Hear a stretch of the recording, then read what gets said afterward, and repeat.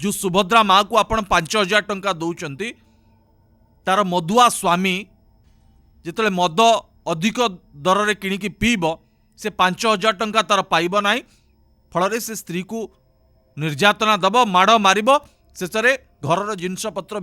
भांगी रोजिकी बिक्री करिकी से मद पीब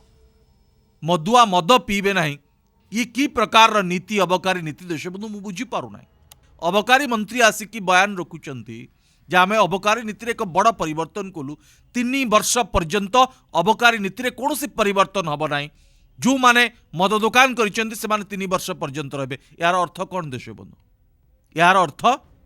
जे आप मद बेपारी मान सहित समझौता करदेले जे 3 वर्ष पर्यंत आपण सुरक्षित अवस्था मद बेपार करूँ आपण को सरकार बाहर करिबो नाही। मोहन माझी सरकार कर अबकारी नीति रे किछि नुआ परिवर्तन हो गला कि देशबंधु आपण सारा ओडिसा रे कहीं मद बंद न करिवे।